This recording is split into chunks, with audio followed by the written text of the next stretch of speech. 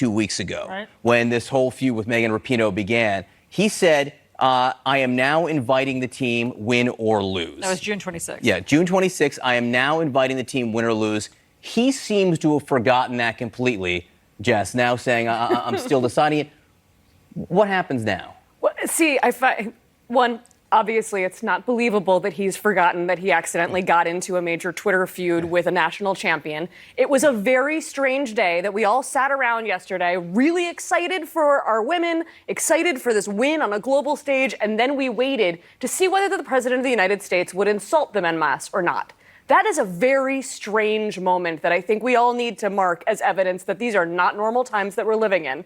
I think, obviously, we're all really excited about them. They are amazing on and off the pitch. I'm glad that Nancy Pelosi reached out to them. I'm sure that they're going to be welcomed in Washington by everybody who lives there, even if not the guy at 1600. Well, the reason I think that he's forgotten that he invited them is because after he invited them, they said they wouldn't go. And so Ali Krieger was on our program, yes. And I think she followed Megan Rapinoe's lead. I asked her, would you go to the White House? Here was her explanation. You would not go to the White House if invited. No, absolutely not. I refuse to respect a man that warrants no respect. And she's not alone. So Ali Krieger, Alex Morgan, Megan Rapinoe, among others, all have said that. But they said they told us that they would accept Congress's invitation, John. Yeah, and it shows just how polarized our politics are and how it's infected sport. I mean, here's something that should be way beyond politics. This is an unprecedented championship by the women's team on an international stage. The president couldn't help getting in that kind of a feud, and the team has returned fire en masse. I think you are going to see, unfortunately, for the country, for any semblance of unity, Nancy Pelosi embrace them on Capitol Hill. And if the president invites them, you're going to see probably at least half the team give them the Heisman.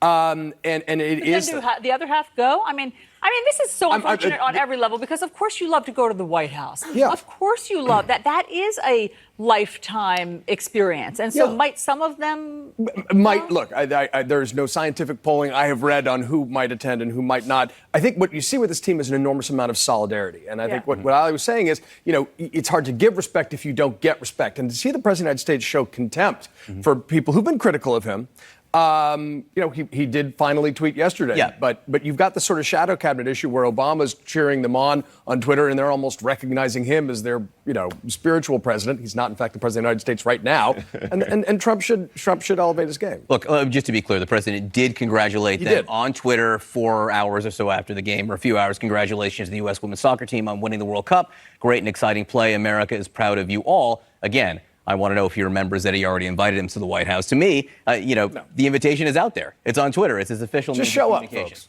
All right, Bakari, 2020. Joe Biden. Oh, man. You want in? I don't get to talk about women's soccer? All right, Do it. get in Yeah, here, bro.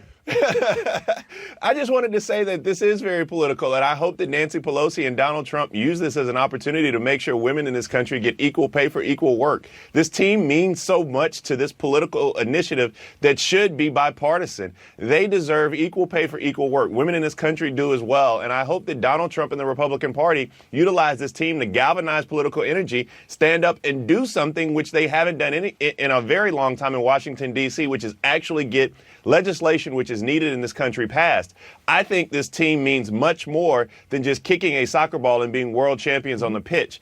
I think this team can actually uplift women throughout the world, as you heard yesterday in that arena, and you see people chant equal pay, pay these women what they're worth, which is what is just as much, if not more than men, and do that throughout the workplace, throughout the country. Democrat or Republican, Donald Trump or Nancy Pelosi, it doesn't matter if you get a hug on Capitol Hill, if you still go back and work for 60 cents on the dollar compared to men. Yep. We need to actually do something to celebrate their victory, which is pass legislation. That's my 2 cents. And this is just the beginning, right? I mean, their battle is very much just beginning. Megan Rapinoe made that point after the game. Excited to see what they say when they land here in the United States and what platform, how they use this platform the next few And days. how the Federation could ever deny them equal pay at this point. If you're paid on merit, they deserve more than the men.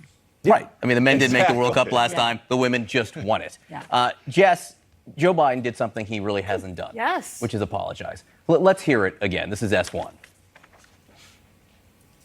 Was I wrong a few weeks ago to somehow give the impression to people that I was praising those men who I successfully opposed time and again? Well, yes, I was. I regret it. And I'm sorry for any of the pain or misconception they may have caused anybody. It's clear the former vice president is trying to reset things a little bit. We know it from reporting in Axios. We know it from our own interview sitting down with Chris Cuomo. I mean, clearly the vice president knows he needs to fix things. I mean, obviously, he got his campaign off on several very wrong steps, culminating with the debate performance with Kamala Harris. I was really gratified to see that he apologized. That is not a thing that Joe Biden is typically willing to do. And he's been really hurt by these gaffes where he seems unwilling to say, I take some responsibility for this language, for this behavior. Instead, he seems to blame shifting norms. His first reaction to this was to demand, oddly, that Cory Booker apologize to him. So this is definitely many, many steps in the right direction for him. This is a very long primary process. I think he has plenty of time to course correct. This was obviously a good step in doing that. Bakari, Kamala Harris, I just want to play her response to his apology because somehow this has become a feud between the two of them after the debate. So here's what she said about his apology this weekend. Well, he says he's sorry. I'm going to take him at his word. But again, that doesn't address the issue of busing in America and the fact that he still, we cannot rewrite history about what segregationists were doing at that time on a number of issues, including opposing busing. I mean, she says this is about busing, but that's not on the top of any voters' list of what priority they want to be talking about right now. So is this over? Yeah, I think this is over. I mean, the question that she was asked specifically, I was actually standing in the wings over there. The question she was asked specifically was about this apology and busing. And I think that this is over. I honestly don't want to see a bus or hear a bus for a very long period of time. I'm kind of ready for the campaigns to move on to other issues. But I do think that what you're seeing is a contrast building between Senator Harris and Vice President Biden.